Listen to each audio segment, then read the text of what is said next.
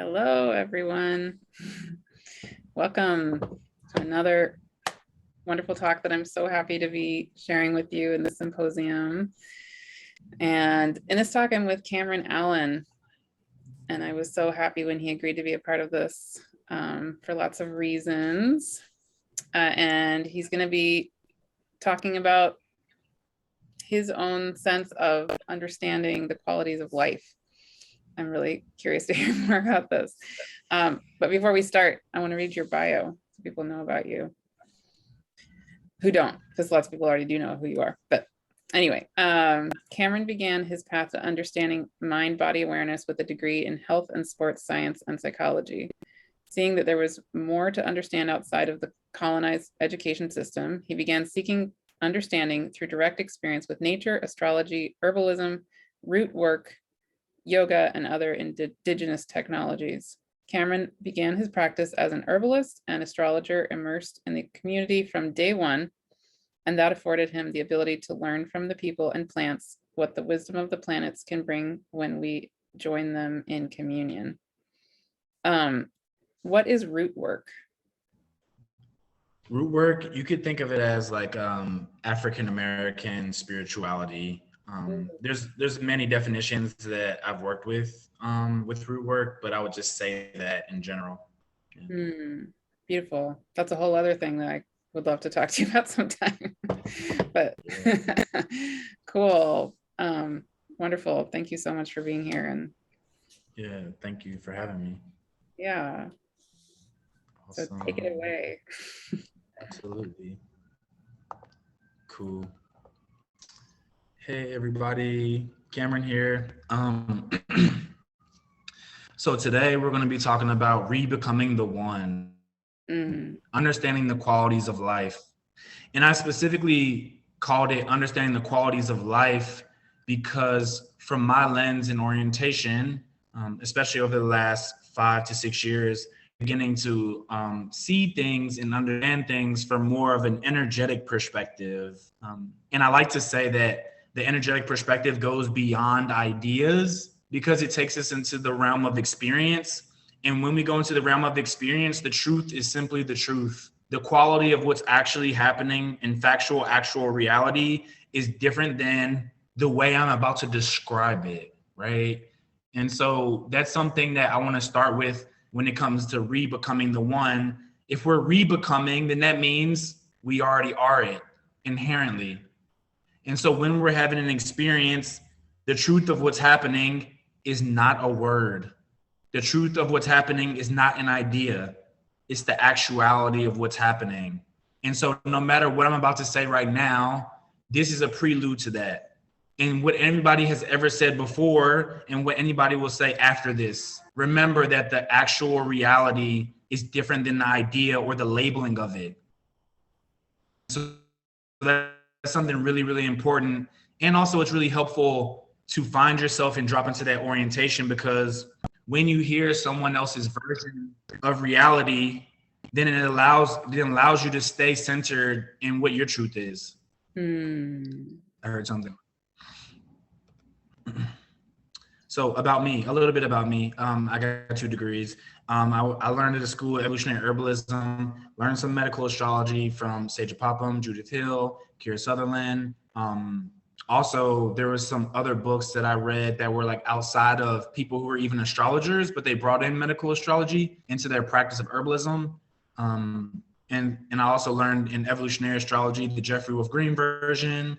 And now I've been learning like different forms of traditional astrology as well. So yeah, I would call myself a holistic health astrologer because I'm synthesizing a lot of things, and I attempt to take into account all the different varieties of astrology, which might actually not even be possible because there's so much out there. But I try to take into account as many perspectives as I can. So even when I say holistic is an ever evolving thing. And it's just a word that I try to identify and reach towards to be relatable and reflect to people what it is that I'm really trying to do here. So again, just inviting people into this orientation that I have about using words to identify and label things, but understanding that behind it, the truth is different. And the truth is an experience. And the truth is accessed in the present moment rather than in the world of thought or play of labeling things, right? Even thinking about the world of play, and I think about Gemini automatically. When I think about Gemini, I think about information. When I think about information, I think about data and labeling things. And so we do that as humans, and we get so caught up in it that we start to identify with it, which right after that would be Cancer, right? So whatever words we're hearing or the way we mentally organize things in reality, we move into Cancer and we form who we are and what we think we are. And so we just have to be mindful of that too. And I'm saying all this because Gemini is actually the point in which duality enters the picture from the perspective of something that I saw in the meditation where Aries was a sperm and Taurus was the ovum. And you bring those two things together and you have duality and things start to be created from that space. And that's reflected in humans. However, in almost every single cosmological framework that I've been introduced to, there's always a this and a that come together. But first, they're always unmanifested as the one thing. So that's a digression, but anyway. Yoga, Ayurveda, Taoist herbalism. I'm not going to get into those right now. I could say a lot about those and like what they've revealed to me. I guess, yeah, what I can say is these are some of the things that like really kept me rooted and grounded in energetics, because since I'm a herbalist as well, like working with people, it was not really, it was just about energy and how the energy was moving and being able to correspond it. And we use correspondence to organize reality, but again, not to say that it's the reality itself. Yeah. So wholeness as an orientation. I can hear it now. Okay, so there's this idea that we have in 2022, but really it's an idea that we've had for a long time, but it's just kind of has become mainstream and slightly fluffy at times where people are like, we're all one, you know? And it's like this idea that we're all one or everything is one thing. And even though a lot of times when people say that, it sounds like pie in the sky or it sounds very ungrounded, it's actually the truth. Because what I would ask is, where's the separation between red and orange and a rainbow? Where's the separation between the boundary that we made up that we consider to be Memphis versus Mississippi, right? Mm-hmm. These boundaries and borders and in the ways in which we differentiate things, it's fake. We made it up. So we have to be really, really mindful of that. And also just like from a perspective of wholeness as an orientation, it's not just the idea of that all is one. Because when we say all is one, that is just giving us a context for the content. And so the context for the content can look very different depending on what we're speaking on. When I'm speaking to a human being, they're a whole thing, right? When I'm looking at this picture right here, this astrology chart, somebody might start at the ascendant right here, what they call the rising sign, the ascendant. Somebody might start at Pluto, blah, blah, blah, blah, whatever. But this is the whole thing. And if we're not acknowledging that before we enter into it, we're already missing something. So we have to be really, really mindful of things like that. It's kind of like when people say, yeah, I don't have any Virgo in my chart. And then I'm like, well, okay, but the moment you were born, the cosmos didn't like miss a section. it was all still there, right? So, exactly. Yes, you do. exactly. You know, and it's I just feel like it's so important to get people to like see that, because it actually, I find that when I talk to people about things like this, it actually creates more cohesion between everyone, because it's like if we start there, anything that could potentially be divisive is much less divisive, you know, and it's like something we could talk about and actually like workshop or think about or agree to disagree on, rather than creating like tension and war over it. And tension sometimes is necessary for sure, because that creates friction, that creates change that is necessary as well. But, you know, just, being able to take that orientation and moving forward is like really, really helpful.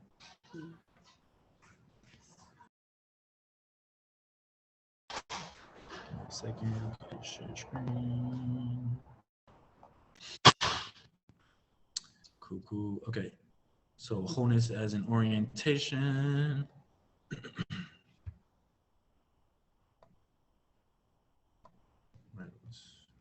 Oh, here we go. Okay, defining the reality for yourself. This is just something I was feeling into and thinking about when I was thinking about like polarity, or like becoming the one, which inherently is meaning that we're about to talk about duality, the duality of reality, or the idea of binary. And so this is a quote that I just was sitting with, and I wrote like probably like 6 to 7 pages. And this is something that I just like pulled out of it. The pole in polarity is one thing. Speaking on a non-binary brings up the reality of a binary existing. No matter how much someone desires to run away from one thing, they absorb themselves in it by the desire to escape it. Creating definitions as a reflex to something else is not authentic. No one or no thing is truly defined by what it is not. And so just from that perspective, we can feel into the quality of this and that automatically are one thing, right? So it's just taking us back to the oneness. And yeah, even when people talk about polarity, it's like we're talking about a pole. And a pole automatically means a spectrum. And when we talk about a binary, those two things are actually one thing. And when we say non-binary, actually what we're doing when we even say non-binary is we're suggesting a binary still existing. Because to say non-binary is to suggest that binary exists. So this is also something that I'm inviting everyone to just think about, feel into. And also when I say these things, it's really just about like the orientation I come from. And I was taught when I was younger by my mom, it's always about how to think, not what to think.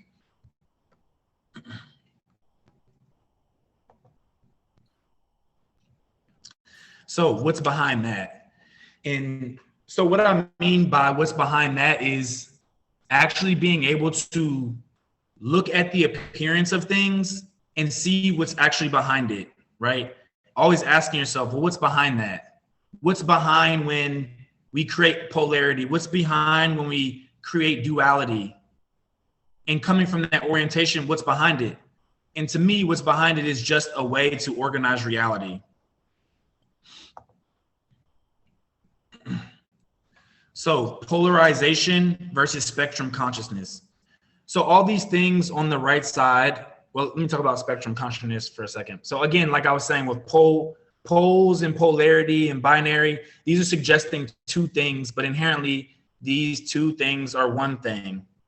And so the one thing is the spectrum, right? And so we have to be really mindful of how that spectrum works in being able to observe, energetically speaking, when is the spectrum at its pole's end, right, on one side, and when is it at its pole end on the other side? Because when we can do that, it's like we really can start making correspondences that just make sense and don't have to box people in, but can help us understand the nature of life itself. And so I gave some examples here, like UV rays, in earth spin. And what I mean here by an earth spin is the polarity that, or the duality of day and night, right? That's an earth spin. Day and night aren't separate. They're an earth spin. That's what they are. And we label them as day and night. When we speak of gender, right, we speak of masculine and feminine and then everything in between it, right, which is inherently one thing. It's a spectrum. And so anything can land anywhere on the spectrum. On an earth spin, when is it full day? When is it full night? How long does it stay full day? How long does it stay full night? In thinking about that spectrum and thinking about how that reflects in gender, how that reflects in temperature, right? When something is very hot, what we're also saying is this is not cold at all. It's not that there is no coldness there, but it's like we inherently are speaking about cold when we're speaking about hot because we're talking about temperature. The same with electromagnetic energy. The same when we think about Taoist philosophy of asserting ourselves versus being passive, right? Thinking about the middle way. And with poles, I think I was talking about the North Pole and the South Pole, but it's still a pole. And we speak about color, there's a spectrum of color. This big word down here that I actually forgot how to pronounce, I'm not even gonna try, has to do, huh? No, I'm just laughing. Agathococological. Okay. Yeah. Agathococological. Yeah, agathococological. Yeah, so what that is really the spectrum of what is good and what is evil, right? What is good and what is evil. And this is something that I work with, especially like living in the South. I've worked with a lot of people who have tried to move away from Christian doctrine. And so in this way, when I talk to people about what's good and what's evil, quote unquote, I take them away from binary thinking. I take them away from these extreme poles of goodness and what is badness, right? And understanding that it's actually a spectrum of good and bad or good and evil. And then I also tell them, right, it's like, I can do something that I perceive to be good. Like I can be kind to someone, but if I'm being kind to them and I'm holding space with them because I'm projecting out what I never received when I was younger, and I'm doing it to my own detriment, and I'm actually leaking my own energy, and I'm actually giving excessively, and it's not the truest truth.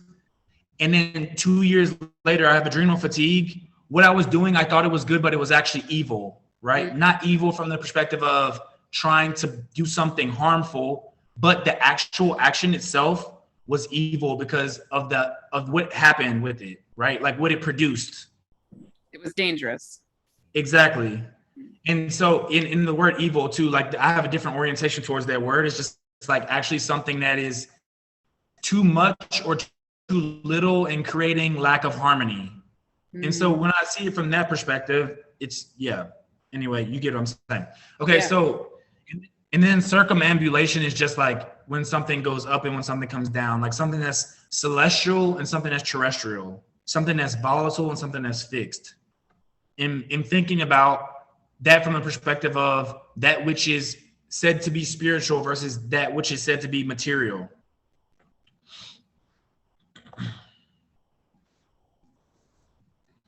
And so when it comes to this binary duality and wholeness, I have broken them up in a way that I frame it in my mind based off of how I see energetics play out, right? And so we can see here that when we speak on day, we speak of the energy of electric, right? Even if you think about electricity, it has more of an orientation towards going up and out, right? Whereas the nighttime and magnetic energy have the qualities of going down and in. These are the same exact qualities that correspond to yin and yang. Right? And so just being mindful of these things as energetics, hot and cold. When something's hot, it gets stimulated. So we can say hot, we can say stimulation, and it gets moving and it tends to like move away from each other, up and out. When things are cold, they tend to go down and in, right? Even think about the nature of going to sleep and how you go inside of yourself. And think about the nature of being cold and cringing and shivering and how you're going down and in. Think about how the nighttime can represent the unconscious when it's going inside of yourself into the dark space. And think of consciousness as coming out into the light and being able to see something with more clarity. And when we start to see things from these orientations and perspectives, there is no right or wrong. There is no better or worse. Because in essence, I would say that's what sin is. Sin, honestly, sin really means is to miss the mark. And so that's why even in Christian ideology, when they say they bit the apple of the tree of good and evil. And so they knew what sin was because they created this duality. They created this binary consciousness of right, wrong, good, bad, instead of seeing things as the pure nature of consciousness and truth and energy and how it's moving. And so also, again, correspondences, when we look at the masculine body from an anatomical perspective, the penis is up and out, the same energy as yang, the same energy as day. And then the feminine anatomy would be down and in. And so just being mindful that, also, I want to say something real quick. So for people who see this perspective or have been changing their perspective on this, this is just an invitation. If you see this from just an energetic perspective, it can dissolve how the world has projected these two ideas onto people, masculine and feminine. And you can start to actually just see how the energies move beyond human ideas, even though I guess I'm a human and I'm making up an idea right now. So that's kind of, anyway, right? And so it's like, again, back to the thing of the actual experience is the truth, and like the words and ideas aren't the truth. But this is my framing of it. It's like, energetically speaking, that makes sense. And that can be that simple. And it can allow us to like kind of ease away from the tension that's been created in our reality in this current space and time around what is masculine and that which is feminine. Okay. Also, I want to say something here, and this might be controversial. It might be, but I don't care. So the thing is here, again, when we talk about masculine and feminine on the pole, on the spectrum, they belong together. So if we say the words toxic masculinity, what we're also saying is toxic femininity.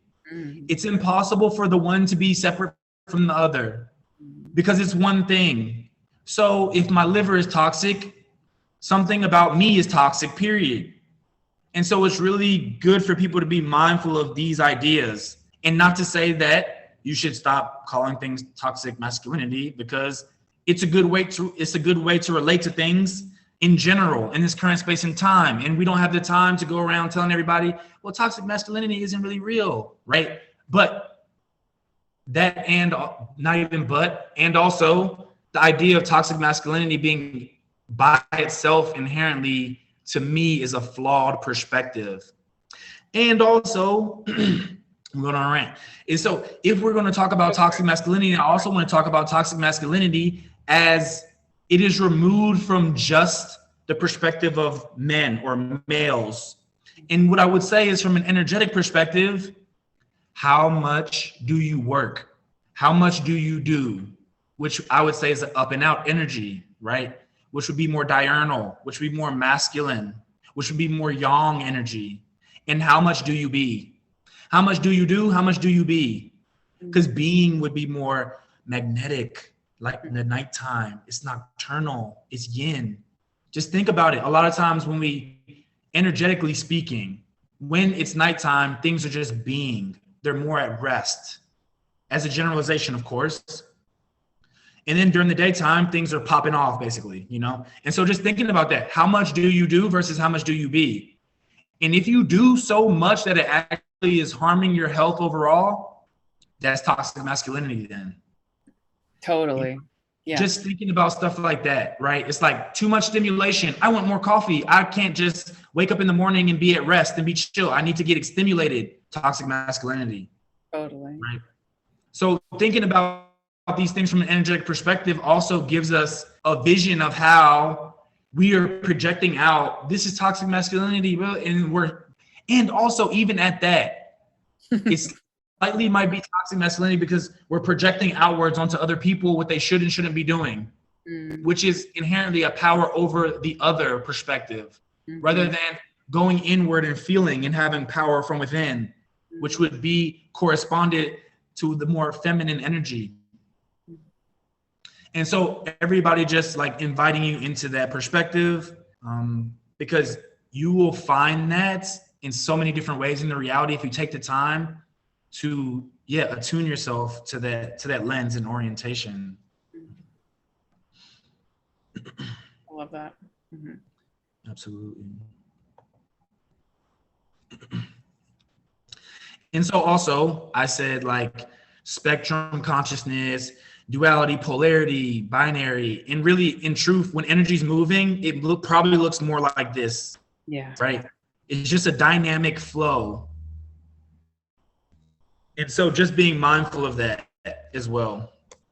That is a beautiful video. What is that? Did you make that? I wish I did. That would be epic. I know, because it's really, really, really beautiful. Yeah, I got it off of Canva. Oh, okay. It's so pretty. Wow. Yeah. Yeah, and I just love it so much because it's like reflecting the dynamism of it, and how even when I say something, by the time I get done saying it, the energy has already moved, and so it's something else already, you know, and it's like a really beautiful thing for people to feel into. Well, and I can just say, like, in my prayers, you know, every day I pray and I get taken up into the cosmos, and I get shown everything as energy, right? So this way you're talking is totally fitting, and what I get shown is basically like that kind of video.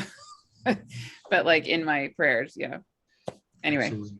Oh, that's beautiful. Thanks for sharing. Honestly, let me plug in my laptop.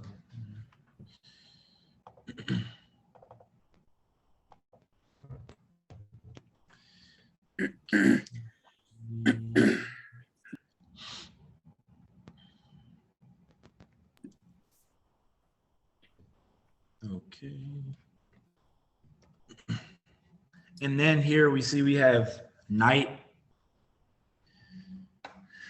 And I'm just going to ask everybody, when does night turn to day? Right? Slowing down a little bit. Another beautiful video. Wow.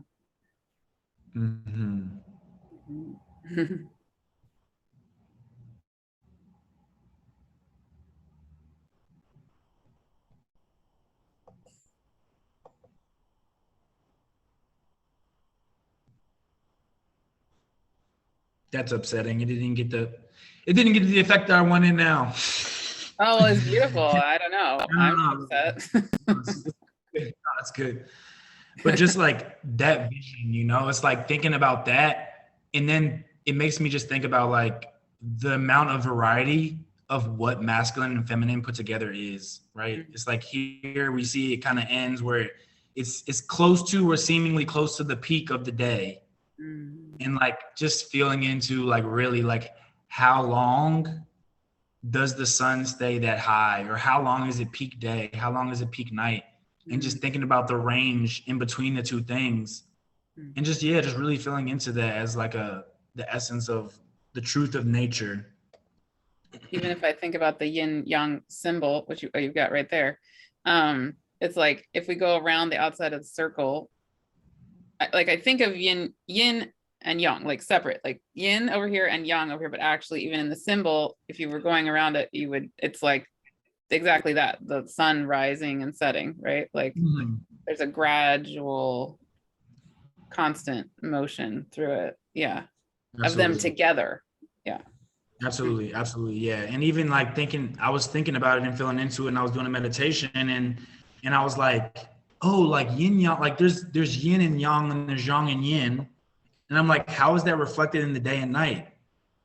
And I was like, oh, the stars, of course. It's like when it's dark out, it has the stars, and it's like, so it is that little bit of yang and the yin. And then it's like, I was like, wait, so what is it in the daytime? And I was like thinking about it really hard. And then I was like, Cameron, you're about to get on this video and tell people it's not about the ideas. And then I'm like sitting here thinking about it, right? So I dropped into this meditation, and I just like asked, and I was just like, what is it? Show me. Like, I want to know. Yeah. And as soon as I like got into like maybe like 3 to 4 minutes of like breathing deeply, I kind of just let it go. And when I let it go, I automatically saw myself stand up outside in the morning doing sun salutation, the sun shine right on me, and then I saw my shadow. Oh, beautiful. And I saw it, and I was like, wow, oh, like that's the yin and the yang. Like it's the shadow has to be there when the sun is there. It's like, wow, it's like, it's so literal, energetically speaking. Yeah. You know? So, it sounds like you have a really similar process of getting shown things like that. I have such a very, very similar experience. Yeah. Oh yeah. I'm curious. I'm wondering where your Mercury is. I'm like, what's going on with this? My Mercury, well, so my moon is in Gemini. If we're looking at whole sign houses, it's angular. And I'm a night chart to the fullest. I like 2 planets above the horizon. Everything else is like hiding underground. But my Mercury is at 21 degrees. No, it's at 20 degrees Capricorn. Oh, okay. Yeah. I don't know. Anyway, someday we can discuss our charts, because I'm like, there's some similarity going on there, but I don't know quite what it is. Right. Okay. Cool. And also, so even like thinking about that, one person I learned like a lot of Ayurvedic philosophy and concepts from, he would always talk about the knowledge mind versus the wisdom mind. And how the knowledge mind is about going out, right? Up and out and going getting information. Oh, I can go get knowledge. But the wisdom mind is like, we actually have to like enter. Yeah. Not only do we have to enter into ourselves deeply enough, but we also have to enter into the mystery. Yep. There you go. The mystery doesn't necessarily just let everyone in, and so. Yep. Again, awesome. That's totally how I experience. Yes. Exactly. Cool. So again, this is just more of correspondences in nature. And so the energy of up and out, again, I already talked about that. The energy of down and in, away from center, into the center, air and fire, earth and water, and how they correspond to these energies. Also, okay, so here we go. Also, stimulation and depression. And this is, like I would remove, like just inviting everybody to remove the idea of depression having to do with like clinical depression or something like that. Even though it also is corresponded to that, I'm not talking about that necessarily. So here I'm talking more about tissue states. And so when we think about tissue states, when we think about the energy of up and out or getting excited and stimulated, that's the energy of fire and air. It's more yang, it's more dynamic. And when we think of the depressed tissue state, it's actually like pressing down, it's going down and in, right? Which is more of the nature of water, and it's more of the nature of earth. And so again, just seeing these things reflected in reality, and I had to be with these things for a long time because I had to discontinue to allow the distorted reality that I lived in define everything. And also, since we live in a distorted reality and I don't want that to define everything for me, that also means I have to question the new ways in which people are defining things. And for me, I'd rather go to nature. I'd rather go to the state of how energy moves, because in some sense, energy is pure and it loves me, and or it doesn't care about me at all. And so since that's the truth, it's more neutral, and I can not only trust it more, but it shows me and it gives me wisdom to be of service to anybody, no matter how they perceive anything in reality. Also, when I use correspondences in this way, it allows me to actually be able to drop my own construct, because I'm able to say, hey, this is my construct. What's your construct? Okay, let's put my construct away and talk about your construct. However, I'm only doing that from a place of, let me experience you. Let me actually be in connection with you. My ideas and my beliefs actually don't matter as much as this connection does. And sometimes it's not really true, because some people, I care about my ideas more than I care about my connection with them. But this gives me the ability to actually do that. So also, when someone is in a, let's say, excess masculine, let's use that language for this moment, excess masculine, excess up and out energy, it creates the dry atrophy tissue state. So thinking about putting oil in the pan and cooking. And if you have the heat on too long and you don't add extra oil to the pan, it will become dry and the pan will start to atrophy or disintegrate. But if you have, let's think of, and when you're cooking, if you put too much oil in the pan and there's not enough heat, then it becomes damp and it becomes saturated and stagnant and slow and heavy. And so just being really, really mindful around like, what energetics do you carry? What energetics have you been taught, and how that actually shapes your reality in such a really strong way.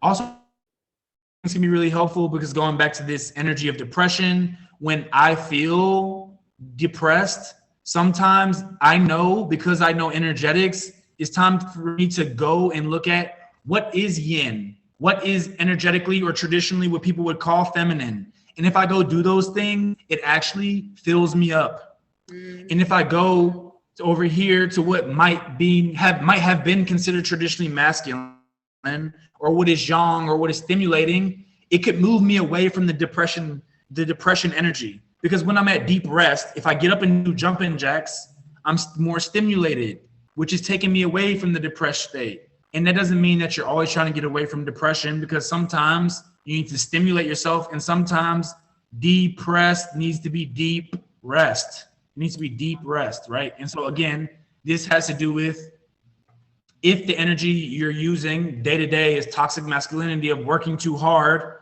then you're damning the feminine energy. You're not getting enough deep rest, right? So you're not depressed enough. You're not down and in enough. You're not, anyway.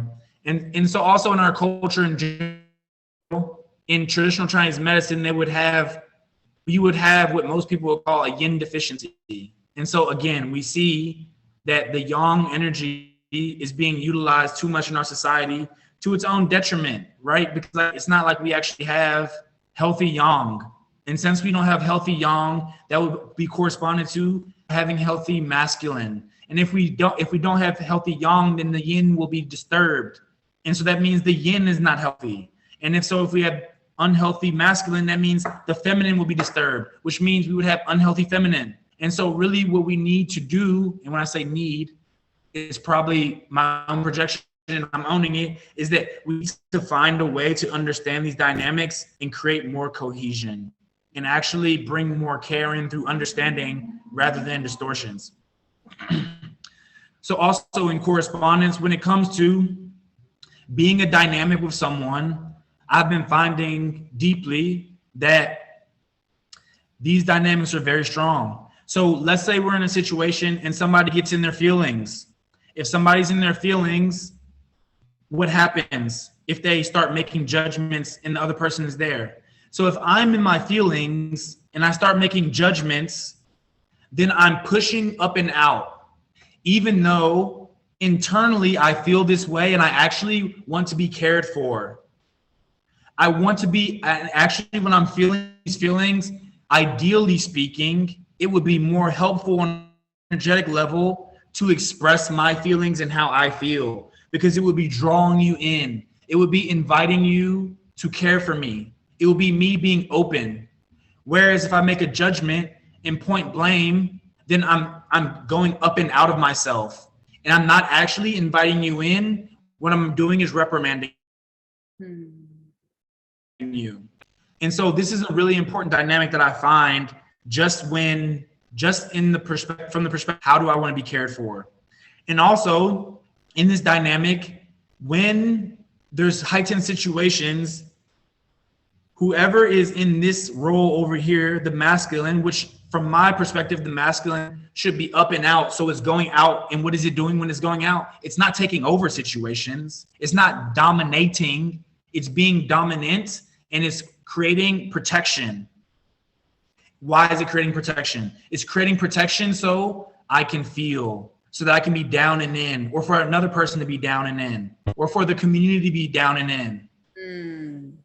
Right? And so that is something that I feel like if we talked about that more than we talk about what is toxic masculinity or how things have been distorted over the past few thousand years. And actually, we don't have to talk about it more or less. That's not really true. I'm being dramatic when I say that. All I'm doing is inviting you to think about, it's like whatever. We don't have to talk about more or less. It's just like see from that lens and inviting people to start taking energetically that stance. When is something needing to express feelings, or when is something more in its feelings? And are you making a judgment around how can I protect this thing right here in this present moment, whether it's a person or an idea that you have, right? Because sometimes I feel I have these ideas inside of me and I need to protect them. And how do I protect them?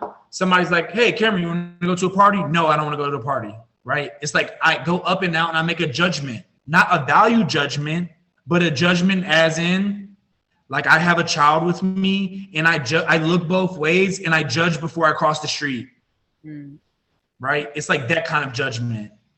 And so if we can start getting more into that energy, things could be a lot more easy. Maybe they won't be necessarily easy. They will be much more simple. Let's say that. It'll be much more simple.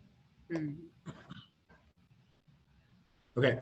So energetic model versus cultural distortions, which I've probably talked about this whole time.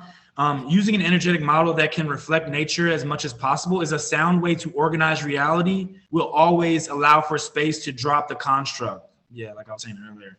In truth, only words have meaning. Experience doesn't mean anything. It can create a reality. However, it doesn't inherently have meaning, right?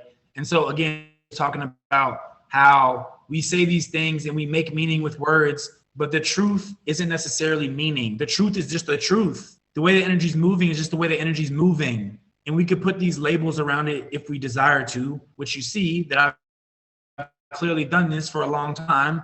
And also it's best in my perspective if we can just actually drop into the truth of things and really feel into what's really going on here, rather than trying to hold up these constructs that we've created in life and in our reality in general that keeps us divided. Maybe that's the end. Oh, okay. Oh, I was going to talk about the toxic masculinity thing from right here, but I already talked about it. Yeah, but I actually would love to, I have some questions I would love to ask, not necessarily right this second, but I would love to hear more deeply on that. Okay, cool. Because I'm almost, I think this other one is like the last slide too. So super curious what questions you have here. Hey, cool. This is something that I found really, really interesting too as well here. We have this thing called primary energy versus secondary energy. And so I also see this from the reflection of feminine energy versus masculine energy. And so the feminine energy being actually like the resources that Earth has unto itself, right? Which is the primary energy, right? And even thinking about me, I was born from a woman. And so the primary energy was the woman, and I'm only but the secondary energy. And so again, the energy source versus the energy carrier, right? Down and in, it's the source versus the up and out is the carrier. Even if you think about it, anyway, that's it. I'm gonna stop there. So the but this is really interesting too, because I mean, besides like the electricity we get from wind energy, the electricity we get from solar energy, the electricity we get from hydro energy, even though they put this in the secondary energy category, these things really come from the primary energy. Where's the sun come from? Not something that we took and like made be a carrier. It's an energy source. The hydro energy, it's an energy source. The wind, it's an energy source. And so all this stuff we made up, right? Creating the electricity, right? Even again, in the beginning when I was talking about electricity, yang, diurnal, day, day and masculine, all these energies corresponding to each other.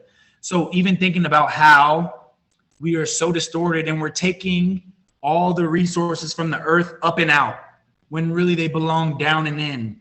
Yeah. It's another reflection of the masculine and feminine principle. And so just wanted to invite that in as a perspective.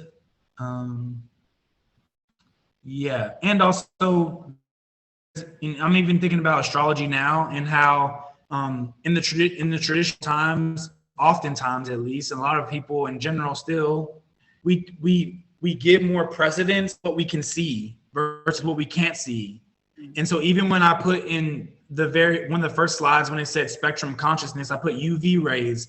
And so we see but a sliver of reality. We see such a small amount.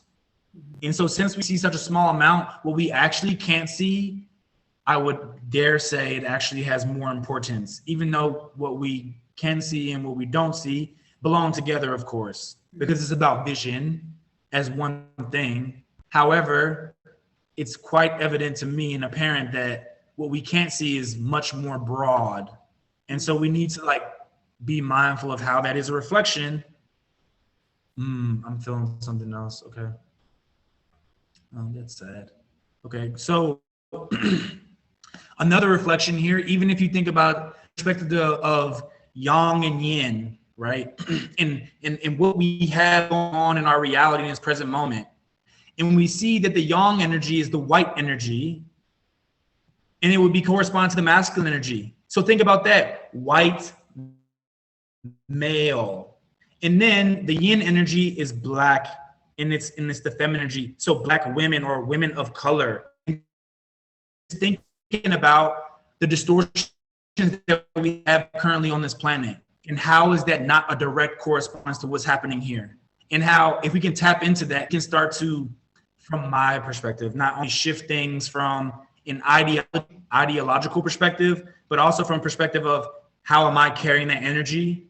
How am I sharing my energy with a white man versus a black woman, and everything, anything in between? And also, it's just like thinking about that and feeling into that. And wherever you're at with that, invite for you to take care of that for yourself, as I have done for myself, and just as my invitation to everybody listening right now. So yeah, that's the end of my presentation part of it. And thanks everybody for being here. But yeah, I'm curious what reflections or like questions. Yeah, well, where you ended is like perfect segue to what I was just feeling like I wanted to ask you, which is, yeah, so like on a when I hear you and I listen to you, I watch you, one of the things that strikes me and that I like so much is how you seem, I mean, I don't know you, right? But like, I don't know you well, but what comes across to me is a sense of you being very in balance and loving yourself, like holding yourself in a really clear container of self-loving. Like like you laugh at yourself, like you're like, but it's not like you're not putting yourself down at all, but you can like go with it, and you're very you're comfortable being true to who you are and what you're needing in that moment. Like you like paused, like a second ago you paused, you're like, okay, there's something else here, and you like paused and we're like true with it. And at the same time, you're not self-centered. Like you'll pause and listen to me too, you know, and like put it, like you're actively like putting it off of share screen because you want to be like present with me when I have something. You see what I'm saying? Like you do these things that are just feel very in balance in a certain way that's pretty unusual. And so when you're talking about toxic masculinity and you're talking about racism and all these things, I mean, you are a Black man. I'm assuming that's how you identify, an African-American man, you know. I mean, you tell me, I could be wrong. But so like, I would love to hear, if you feel like sharing, just anything about how did you get there? Like how did you, assuming what I'm saying is all accurate, and you can correct me if any of it's not accurate, but like what has helped you get to the state of, or maybe you just had an amazing mom, or maybe I don't know, whatever it was, like, yeah, I did have an amazing mom, but it wasn't for sure. Yeah. What'd you say? Yeah, I said I did have an amazing mom, but it definitely, like, I mean, she helped me because she always taught me like how to think, or like, you know, she's like, it's about how you think, not what you think. And so that was really helpful for sure. That's always the key thing that I've like received from my mother. However, really, I just, it's slightly because I have 6 planets in Capricorn and I became a nerd, and then I have received grace. I can really truly say that. So, which is also an interesting thing, because it's like I work and then I received the information for a lot of things, which, yeah, it was the grace. It was just like given to me from putting in work, I perceive, but maybe it wasn't because of putting in work, maybe it was just destined or whatever the hell else. But yeah, I think I also just like was with it. Like I actually built a relationship with the energy, and I actually wanted to know the truth more than I wanted to be right. And it has allowed me to be able to see like push and pull, up and down, left and right, hot and cold, and also just seeing it from perspectives that's like beyond what people think. Because like somebody can think that they're calm, right? Or that somebody can be like, I feel depressed, in not in a clinical sense, but like in a like actual tissue state, or like they're feeling, but actually they might be anxious. And they're like actually so stimulated that they feel like they're not stimulated. They're like so stimulated that they're numb. Yeah. Right? Yeah. And so like I can feel that in a pulse. And so it just kept giving me like these reflections in reality. It was like, those of us that have mental constructs that were just given to us, we actually don't know what's happening here. And so the more that I could see we don't know what's happening here, I would get sad. And then I would just like put in effort to try to figure it out for myself and for the people I was in connection with. And I did that I'm probably on like year 7 or like 6 of that. And I was really dedicated to it. And like I said, I received grace, and I've played with it too, you know, even just like, what does it mean? I'm like, like my Gemini moon. I'm like, what does it mean to like lift weights in a yin way?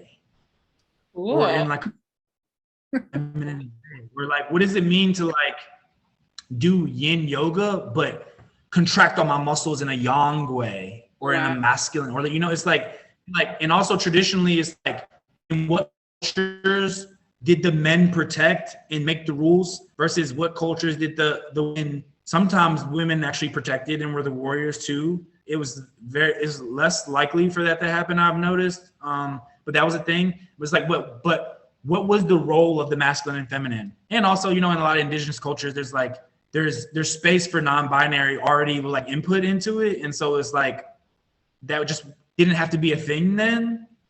But also just like, even on an anatomical perspective, I'm like, well, like someone with a uterus literally is creating a life, and it's why the hell would we tell them to go protect or go do something or be strong? But no, and this is a different version of strength anyway, but it's like, why would we do that? That doesn't even make sense. And so so since I was taught how to think, I'm like, this idea of what we traditionally like this is funny. So like when I was in high school and college, ball player, right? And so, and I've always had this, I haven't had an issue with like masculine and feminine, but I guess I kind of have, because like when I played football, basically, literally my teammates would make fun of me for washing my face after football practice, right? And so it's like, I know how far this idea of like what is masculine and feminine, blah, blah, blah, has been taken. I'm like, you're actually just dirty. You're not a man, you're dirty. Like, you know, it's like that's really weird. That's really like far off to the side. However, it's like, out of someone who's nimble, and maybe the person who is like has a more cheerleader framework, who's going to go to war, who's going to protect, and who's going to like, and who are we going to invite to have more feeling and like bring in what needs to be nourished and nurtured, and like have things be graceful and pretty. Not to say that one or the other can't have it or doesn't. Like, those things actually make sense in reality. And so how could I remove what is true in this thing versus this extra shit? Basically, it's literally shit. You know, it's like the things from our system are just shit. And also, when I was doing that, because that was my first step for me, it was my first step because that was my conditioning. So when I started removing myself from it, I also started seeing and knowing a lot of people who have this other framework that they utilize that was very different than what I was extracting from what was already conditioned within me. And once I processed what was conditioned within me and started just what was and just moving through it, it allowed me also to see that people were creating something that was still centered on the distortions. So like I was saying in the quote, it's like, if I create this, then really I'm still centered in that. And that's not the truest truth. And so just being able to like observe that and hear everybody's input and gather a bunch of perspectives and data and information and pulses and tongues and looking to learn about planets and learn about certain plants and being able to see the reflection in all these things, which, you know, like pulses don't push back against me when I have an idea that I'm still trying to work through and process. Pulses don't push back on me. Plants don't say anything which is wrong with that. Planets don't do it either. And so learning from those things actually as a primary source, the direct experience from the wisdom of nature that is the human anatomy, the human body moving through pulses and moving through the tongue and moving through when somebody's hot and their face gets red. So learning from humans, but not learning from the people and who they, my identity, who I think I am, right? So learning from people, but then the planets showed me and the plants showed me. And so. Yeah, because that was gonna be my last question was going to be, and you can answer this question, but you're kind of answering it already, which is, I was wondering like what role models or like where, like, again, I'm still trying to figure you out. Like I'm trying to figure out, how did you get to this balanced state? You know, like you had to have had some modeling or what? Trial and error. Trial and error. Yeah, trial and error, not worrying about consequences, not worrying about being judged, becoming my own authority in the reality, making a commitment to myself that I would decondition myself. Plant medicine is probably the real answer, though, underneath all that. The plants would just show me things. And so entheogenic plants, but also plants that have a tendency to not be perceived as entheogenic. And so they would just come and give me teachings. And then also I have experiences that are like very nonlinear and like not from the terrestrial plane. So all that information combined to, I guess I didn't say any of that, but like that's like, it's like even thinking about like the up and out energy of like being in communication with celestial forces or celestial beings versus being in communication and communion with terrestrial forms of like plants and the intelligence from the earth and the plants and then the intelligence from cosmic forces and beings. And so being open and allowing myself to receive the information and try to integrate it in the best way I know possible up to this present moment point in time is what has allowed me to get to this point and practice. You know, I've actually practiced because since I have a trial and error process, I upset a lot of people throughout my life. I have, you know, I really, and so I've been able to learn how to, because I want to help people. And so it's like, I've learned to acknowledge that actually, Cameron, you care so much that you actually can't give a fuck, you know? And it's like, and there again, we see the duality being one thing. It's like, I care so much that I can't give a fuck, because if I stop in my tracks for this thing that's trying to like, damn me, judge me, make me feel this way, then it's going to steer me off course. When actually I could keep moving forward, learn from that experience and continue to gather experiences as I continue to be more and more medicinal to more and more people. And it doesn't matter what or who you think you are, because I can feel that energy. And since I can feel that energy, I'm going to say whatever it needs to be said in that present moment, because I'm adaptable in that way. And I synthesize things, you know? So the duality and polarity is actually just energy moving. And I can label it however you want to label it. And that tends to be really medicinal for people, and it brings them a sense of feeling validated and cared for. And I'm all about that. And I continue to strive to learn more and more, while also still using the frameworks that feel true to me and alive in my current experience. Yeah. Well, and the image I'm getting as you're saying that actually brings us back to the title of the symposium and the title of your talk, Rebecoming the One, right? Because what I'm feeling is, what my process is that, again, in my prayers every day, I get, it's like I am rooted into this planet, but I have the energetic pull of light going through my body into the center of the earth, and then up all the way into source itself, which is, you know, the space-time continuum, but then also the void that's outside of the space-time continuum. And I'm taken like through all time and space, and then I pop out the space-time continuum, and then I'm like in the void of nothing. And then I get shown the energetics of stuff. Like we could have probably a whole other conversation just about how we are shown things like this, right? Absolutely. Yeah. And then, when I'm with people in life, but especially like clients, right? Like my only job really is to stay totally rooted in that truth of that light that is holding me, I'm rooted into the earth, into source. And then of course it's a circle. So it's all together. It's all one thing. Absolutely. But again, it's like, that's my only job, is just to stay totally centered right here.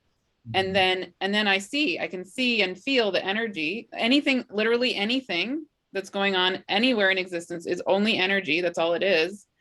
And so, yeah, so then anyway, that, again, this is a whole bigger conversation, but right. And my job is to stay here.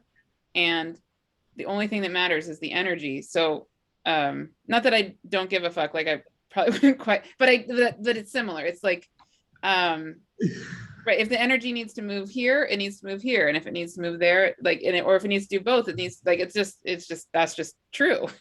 Absolutely. You know? Right. Yeah. Which, you know, like, that was dramatic to say I not give a fuck, but like, it's making a point. And also, like, if you weren't allowing that energy, or if you thought about it too much, that would be you giving a fuck, right? And then, so like, when you start thinking like that, then it like stagnates the energy, or it's not moving how it should, or if somebody's not being cared for in the way that it's like actually supposed to be happening. And so it's different, same, different, right? You know, it's like, and oftentimes I say things and I'm like being all dramatic and stuff, but like, it's like, it's actually like it's really true, but I'm being dramatic to like make a point. Emphasize of like, it. Yeah, no, I get it. I totally get it. I want you to know what I'm saying here. Like, yeah. No, I love it. I really get it. Yeah. Yeah, so I feel like there's, hang on one second. Yeah, just like, I just realized that image and what you're saying is all, again, it's just the point being that it's all source, like it's all the one. And that's just the truth. That's just all there is. Yeah. Exactly. Yeah. And even like, sometimes I talk to people, especially like I just like got like 2 new mentees, and one of them was talking about the oneness of everything. And I was like, well, do you know how to differentiate things? Because if you don't know how to differentiate things, then like maybe talking about the oneness might be like something that you might want to think about it and feel into it. But it's like, again, we still can create a binary by even thinking about just going to the oneness. Yeah, right. And not differentiating things, which, you know, will like potentially what people call bypassing stuff. Yeah. And it does bring harm to certain people, and like not necessarily saying that it's our responsibility to take care of all those things, but it is our job to consider them. Yeah. To move to be in better relationship and connection with them. Yeah. To me, that's like kind of like Pisces, Virgo. You got to balance both. Always and forever. Yeah. I've got my sun in Pisces, opposite my moon in Virgo. Nice. Yeah, in a T square with my Neptune. So I'm like on my axis, on my ice. Anyway, I was born on a full moon as the moon was rising and the sun was setting. Does that make sense? So I see. Moon on my ascendant, sun on my descendant. Anyway, yes. Neptune on the IC. Neptune on the IC. Yep. Yeah, totally. It's like when you like do the meditation, you like go back home to like the Neptune land. Exactly. Yes, and my Neptune is very near the galactic center, so I go straight there. Like my ascendant is like the galactic center itself. There we go. We found a connection. I knew there was something. Okay, cool. Yeah, totally. Awesome. So the day that this symposium starts, there's gonna be a full moon on your ascendant, pretty much then. Yeah, pretty much. Yeah. Close to there. Oh, that's awesome. Yeah, absolutely. Yeah. Also, just like want to invite like everybody listening.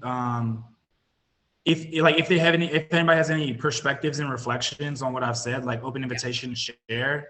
Yeah. And also invitation to make sure that you like check in with your own projections before you share and reflect.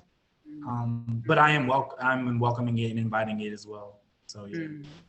Absolutely, yes. And yeah, like please, for all of these talks, please comment on the actual video or there's a form that I've sent you the link to for asking questions with speakers. You could probably just directly email you, I'm guessing, or email me directly or whatever. Fine. Yeah, totally. Yeah.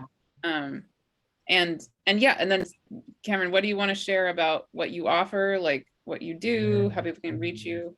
Yeah, so something that I've been big into telling people to begin with is my holistic health and astrology consultations. I've been wanting to move them more and more to the space of being preventative. So not people waiting until they have an ailment or like a bunch of crises going on to reach out, which is totally fine as well. But people reaching out to me so that we can see how the energy's moving in your psyche, in your emotional body, and how that corresponds to your physiological body.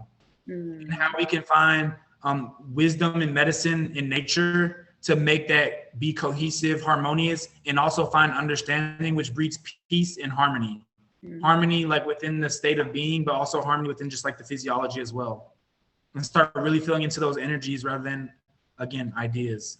And I also have a 12-month webinar coming out with Kepler College that's going to be available. It's over holistic embodied astrology.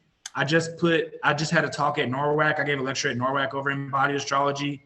I seem to have like really, really good reflections on that. And so just inviting people to tune into that. It's on my website for purchase.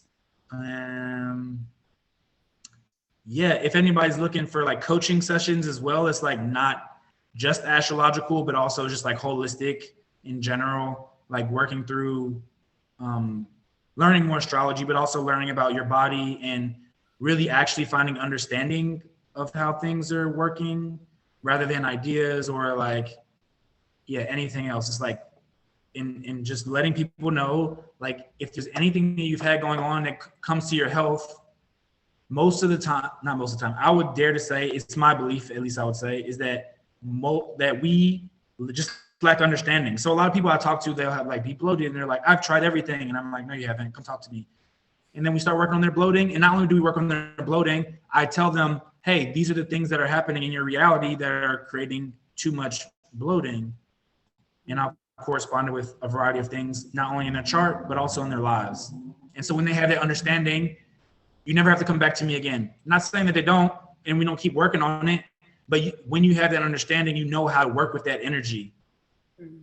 And so you have choicefulness rather than reflexes or like feeling this way or feeling that way, or it being about your worth or your value or all these other things that actually is just other stuff coming into a different realm. Anyway, that's what I would say. Yeah. Beautiful.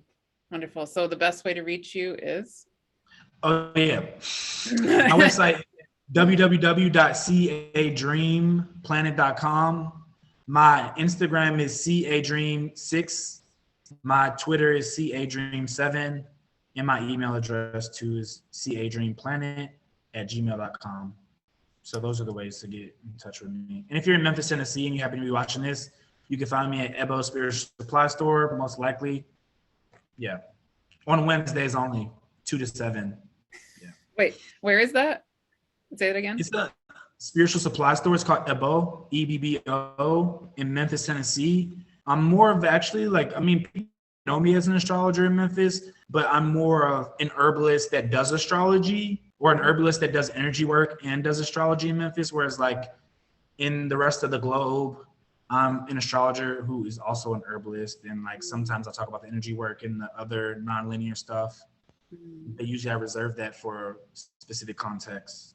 You got the yin and the yang together in your life too. I mean, anyway, a similar mix. Got it. Okay. Absolutely. Awesome. Beautiful. Yeah. Thank you so much, Cameron.